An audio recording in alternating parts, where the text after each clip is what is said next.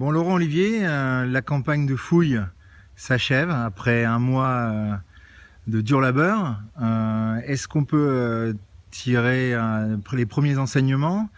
Après la conférence, on sait que les médias se sont emparés de vos déclarations qui étaient un petit peu alarmistes. Est-ce qu'on peut avoir les dernières conclusions avant votre retour sur Saint-Germain-en-Laye? Bon, alors ce qu'il faut savoir, c'est qu'au-delà de moi, je représente une institution, c'est le musée d'archéologie nationale, qui existe depuis plus de 150 ans. On va fêter le 150e dans les mois qui viennent. Et en fait, le musée réalise des fouilles importantes en France et à l'étranger. Mes prédécesseurs sont eux qui ont fouillé le site d'Alésia. Ils ont découvert les tombes gauloises de Champagne. On a créé le musée de Bibracte. Et Marsal, c'est le plus lourd investissement en termes de recherche scientifique que le musée a consenti depuis sa création. C'est 15 ans de recherche. Et donc, on a accumulé des collections qui sont des collections extraordinaires, d'intérêt international. Et puis surtout, on a fait déposer au musée de Marsal des collections qui sont des plus grands musées d'archéologie celtique d'Europe. Le musée d'histoire naturelle de Vienne, le musée celtique du Glauberg, le musée d'archéologie celtique de Salzbourg, partout.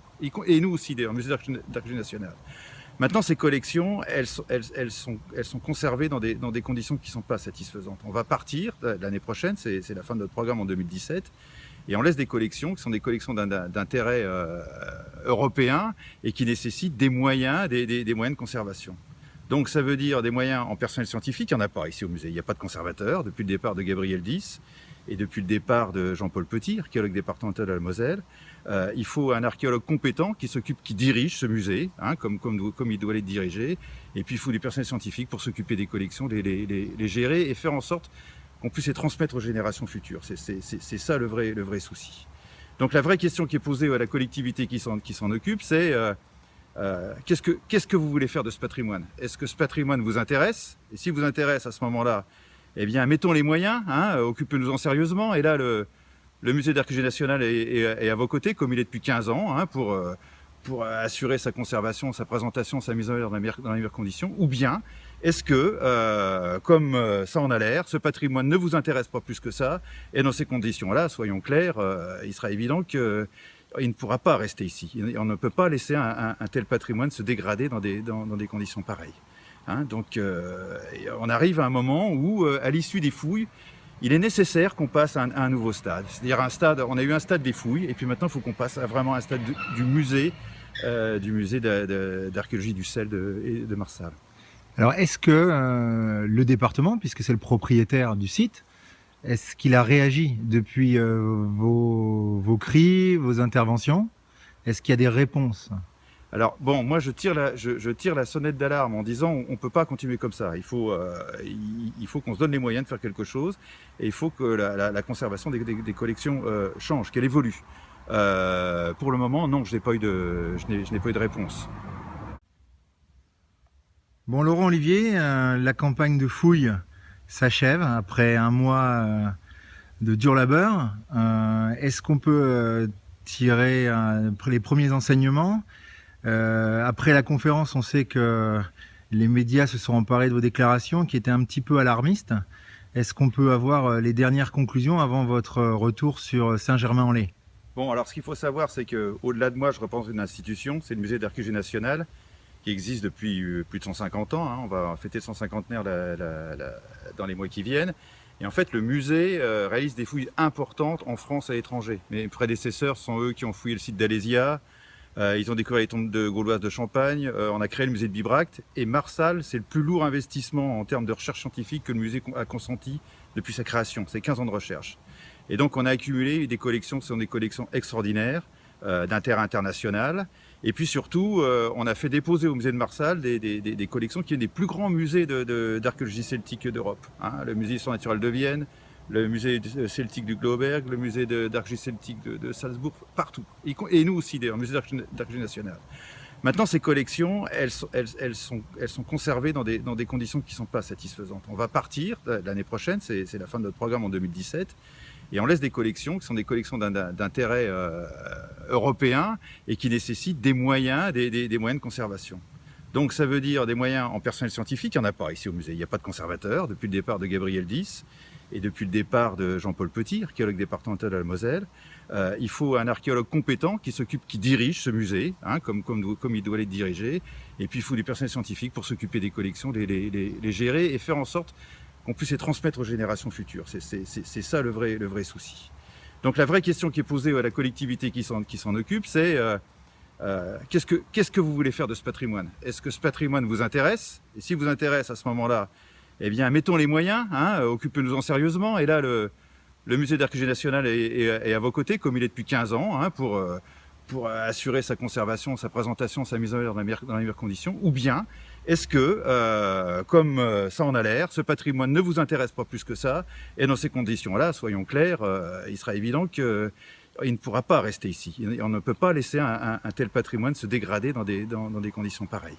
Hein, donc on arrive à un moment où, à l'issue des fouilles, il est nécessaire qu'on passe à un nouveau stade. C'est-à-dire on a eu un stade des fouilles, et puis maintenant il faut qu'on passe à vraiment un stade du musée d'archéologie du sel de Marsal. Alors est-ce que le département, puisque c'est le propriétaire du site, est-ce qu'il a réagi depuis vos cris, vos interventions? Est-ce qu'il y a des réponses? Alors bon, moi je tire la sonnette d'alarme en disant on ne peut pas continuer comme ça. Il faut qu'on se donne les moyens de faire quelque chose, et il faut que la conservation des collections change, qu'elle évolue. Pour le moment, non, je n'ai pas eu de réponse. Bon, Laurent Olivier, la campagne de fouilles s'achève après un mois de dur labeur. Est-ce qu'on peut tirer les premiers enseignements? Après la conférence, on sait que les médias se sont emparés de vos déclarations qui étaient un petit peu alarmistes. Est-ce qu'on peut avoir les dernières conclusions avant votre retour sur Saint-Germain-en-Laye? Bon, alors ce qu'il faut savoir, c'est qu'au-delà de moi, je représente une institution, c'est le musée d'archéologie nationale, qui existe depuis plus de 150 ans. Hein. On va fêter le 150e dans les mois qui viennent. Et en fait, le musée réalise des fouilles importantes en France et à l'étranger. Mes prédécesseurs sont eux qui ont fouillé le site d'Alésia. Ils ont découvert les tombes gauloises de Champagne. On a créé le musée de Bibracte. Et Marsal, c'est le plus lourd investissement en termes de recherche scientifique que le musée a consenti depuis sa création. C'est 15 ans de recherche. Et donc, on a accumulé des collections qui sont des collections extraordinaires, d'intérêt international. Et puis surtout, on a fait déposer au musée de Marsal des collections qui sont des plus grands musées d'archéologie celtique d'Europe. Hein. Le musée d'histoire naturelle de Vienne, le musée celtique du Glauberg, le musée d'archéologie celtique de Salzbourg, partout. Et nous aussi, d'ailleurs, le musée d'archéologie nationale. Maintenant, ces collections, elles sont conservées dans des conditions qui ne sont pas satisfaisantes. On va partir l'année prochaine, c'est la fin de notre programme en 2017, et on laisse des collections qui sont des collections d'intérêt européen et qui nécessitent des moyens, des moyens de conservation. Donc ça veut dire des moyens en personnel scientifique, il n'y en a pas ici au musée, il n'y a pas de conservateur depuis le départ de Gabriel Dys et depuis le départ de Jean-Paul Petit, archéologue départemental de la Moselle.